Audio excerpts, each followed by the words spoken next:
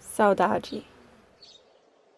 A feeling of longing, melancholy, or nostalgia that often carries a repressed knowledge that the object of longing might never be had again.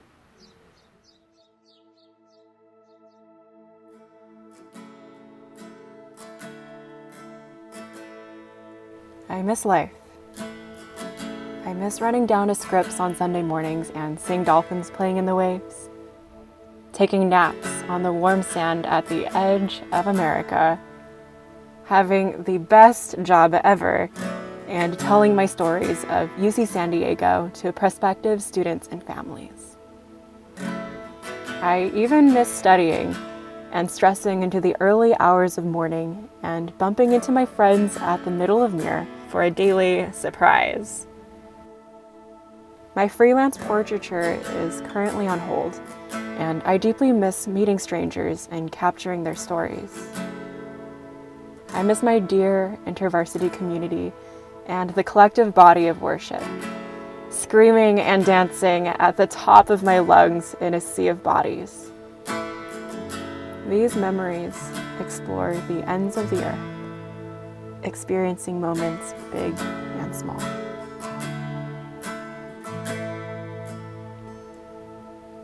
Now I'm trapped within the four walls of my one-bedroom loft apartment, life wrenched from my hands, all because of a stupid fucking virus. The days and weeks blend together. I have officially concluded time doesn't exist, especially when 1 p.m. and 1 a.m. feel indistinguishable, and I catch myself staring at the ceiling for far too long.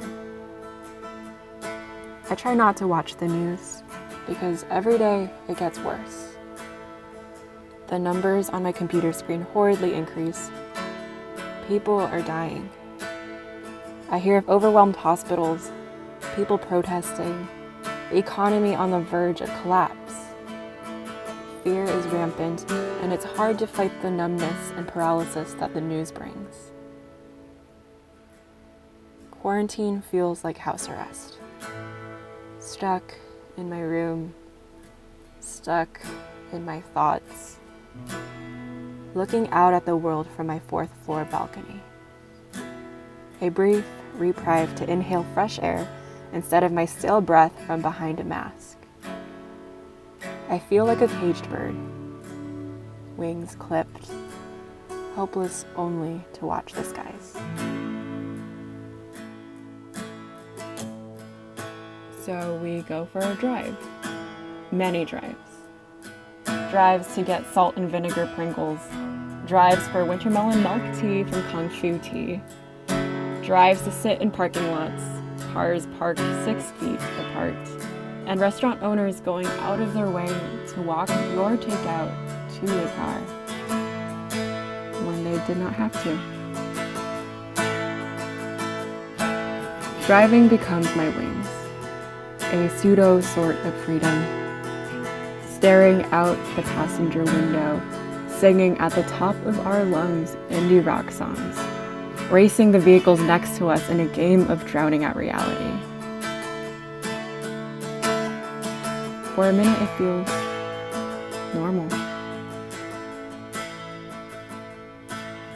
until our wings are clipped yet again and the car doesn't start. The battery dies or has a flat tire. It's also at the worst of times. At 12 a.m. when we are trying to sneak out, bypassing location trackers and nosy parentals.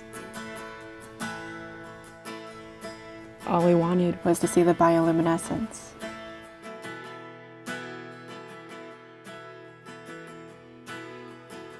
Ultimately, I am not trapped in the physical world as much as I am in my own head.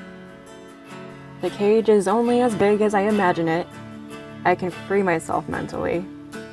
I can leave my apartment, although the sun hits a little different when it's illegal. Highlights of my days now include cultivating a garden of succulents named after English monarchs, successful quests to find flour, pretending to be an ant in a Facebook ant colony, and waving hello to neighbors I have never met. I am finding myself not so alone when all everyone wants is to get out. A little cliche as it sounds, but you don't know what you have until it's gone. Flowers swaying in the breeze, waves crashing in the salt air, watching the end of a day and the beginning of a new one. I know there's hope. In my 20 years, I have just glimpsed how expansive and beautiful life is, but I'm so afraid that life might become reminiscing of what once was. You know, just some casual existentialism. Quarantine has already been 11 weeks. How much longer will it be? There will be a new normal. I can't even imagine what that might look like. For freedom, flying might be a ways off.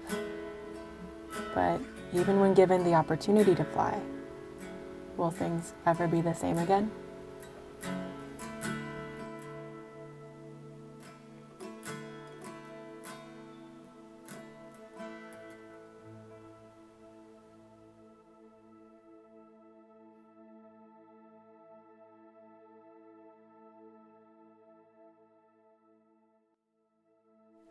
We will sing out hallelujah.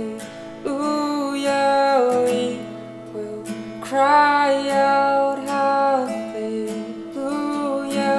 We will sing out hallelujah. God. Oh, shout it. Go out and scream it from the mountains. Go on and tell it to the masses that He